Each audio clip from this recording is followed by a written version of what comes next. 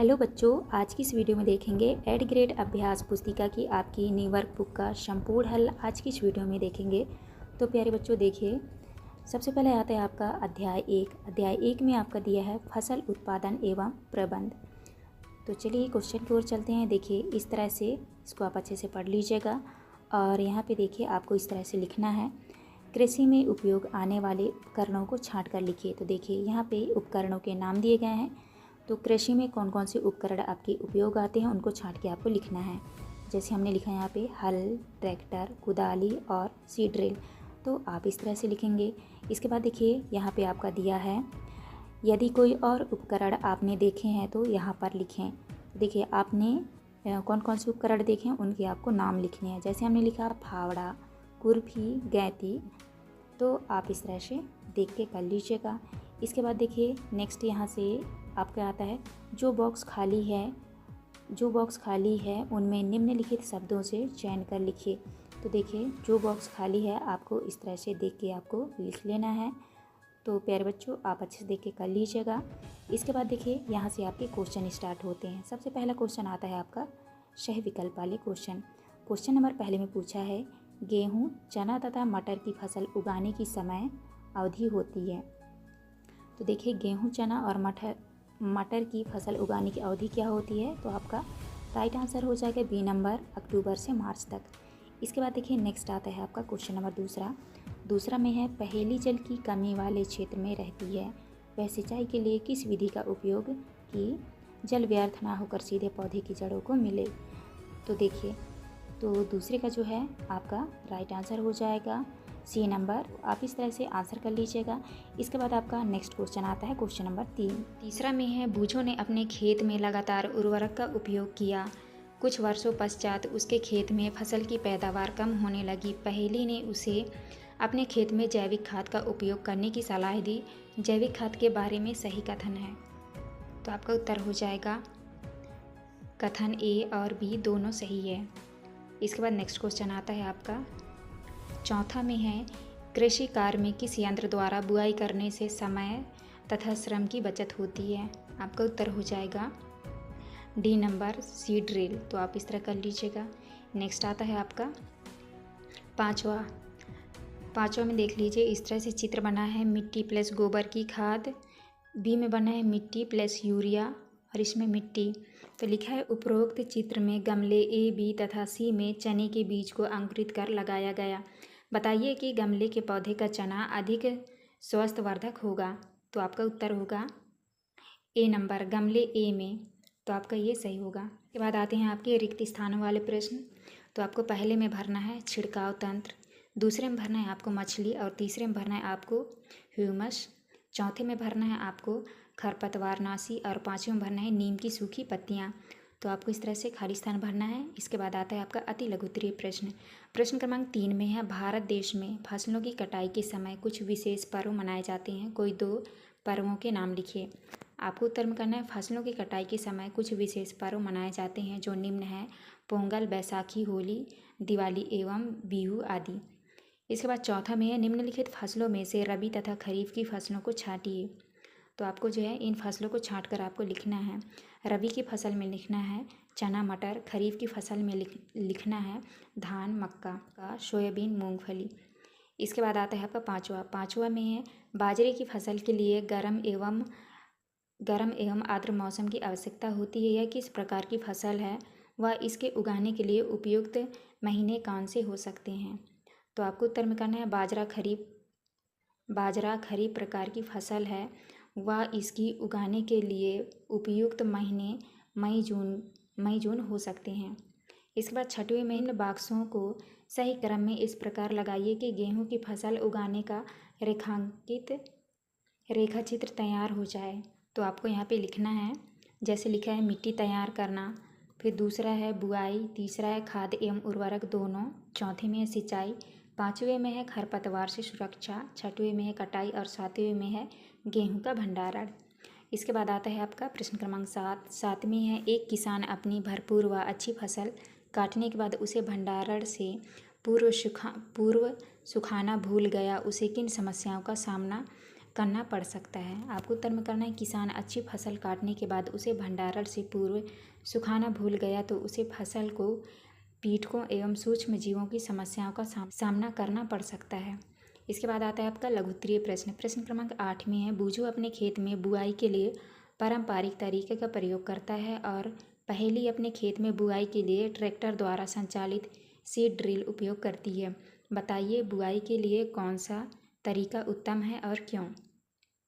आपको उत्तर में करना है खेत में बुआई के लिए ट्रैक्टर द्वारा संचालित सीड ड्रिल का तरीका उत्तम है क्योंकि इसके द्वारा बीजों में समान दूरी एवं गहराई बनी रहती है। इससे बीजों को पक्षियों द्वारा खाए जाने से रोका जा सकता है।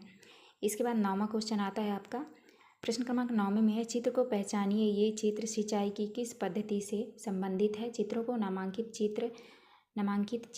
नामांकित कीजिए। इनमें से कौन सा चित्र जल की कमी वाले क्षेत्रों के लिए वरदान है। तो यहाँ पे देख लीजिए, लिखा है मोट, रहट, छिड़काव तंत्र, ड्रिप तंत्र। यहाँ पे आपको लिखना है इसमें से ड्रिप तंत्र का चित्र जल की कमी वाले क्षेत्रों के लिए वरदान है क्योंकि इस विधि में जल बूंद बूंद करके सीधे पौधे की जड़ों में गिरती है। इसके बाद नेक्स्ट आता है आपका प्रश्न क्रमांक 10। प्रश्न क्रमांक 10 में कभी कभी खेत में फसल के साथ कुछ अन्य अवांछित पौधे भी उग जाते हैं जो आप उन्हें कैसे हटाएंगे और क्यों हटाएंगे।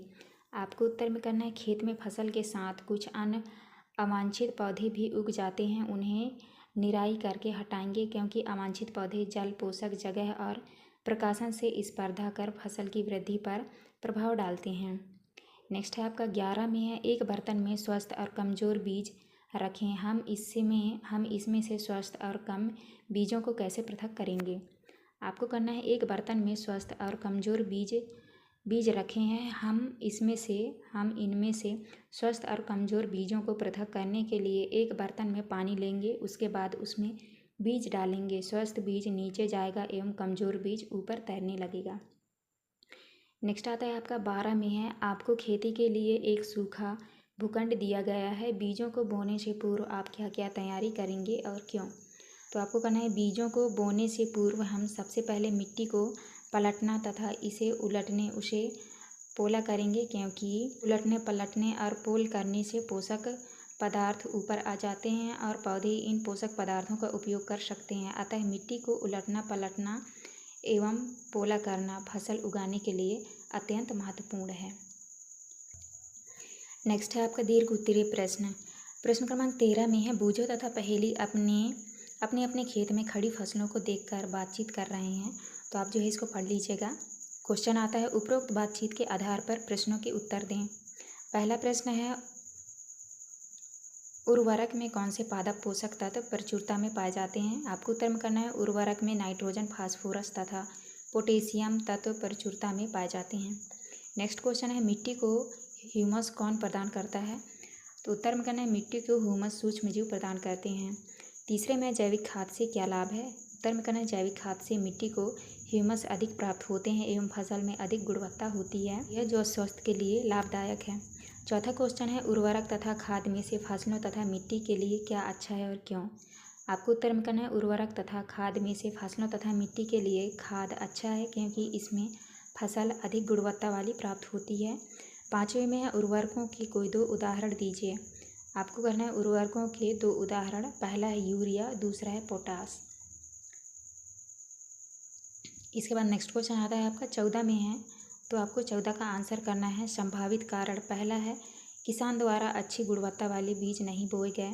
दूसरा है, किसान द्वारा खादों उर्वरकों उपयोग सही प्रकार से नहीं किया गया। तीसरा है, खरपतवार की मात्रा अधिक होने के कारण। चौथा है, फसल रोगग्रस्त, सूखाग्रस्त एवं बाढ़ग्रस्त हो गई होगी। इसके बाद आता है आपका 15। प्रश्न क्रमांक 15 का आपका उत्तर देख लीजिए। लिखा है, किसान द्वारा गुणवत्ता युक्त बीज, उर्वरक, उचित सिंचाई, दवाई का प्रयोग नहीं किया गया होगा, इसलिए किसान को अपेक्षित परिणाम प्राप्त नहीं हुए। इसके बाद नेक्स्ट आता है आपका 12 नंबर में है, तो आपका बा का उत्तर होगा, यदि मैं उसकी जगह होता तो यहाँ पे आपको कर लेना है ता।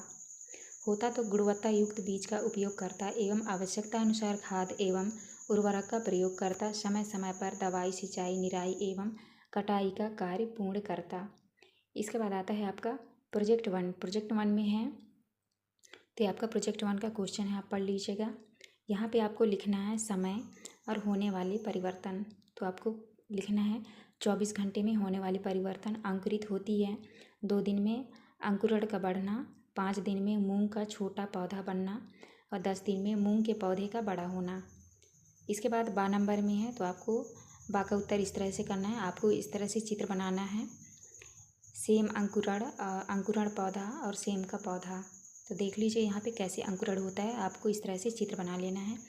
इसके बाद नेक्स्ट आता है आपका प्रोजेक्ट 2। तो प्रोजेक्ट 2 में आपका ये दिया हुआ है, जैसे पहले में लिखा है बीज चयन का महत्व, सिंचाई की विधियाँ। तीसरा है अधिक शीत, अधिक गर्मी व अधिक वर्षा का पौधा पर प्रभाव। चौथे में उपयोग में आने वाले उर्वरक एवं खाद। 5वें में है व्यावसायिक उपयोग। तो चलिए उत्तर में लिखते हैं। पहला है बीज चयन का महत्व अच्छी फसल के लिए होता है। दूसरा है सिंचाई की विधियाँ, ड्रिप तंत्र, छिड़काव तंत्र। तीसरा है अधिक शीत, अधिक गर्मी व अधिक वर्षा का पौधा खराब हो जाता है।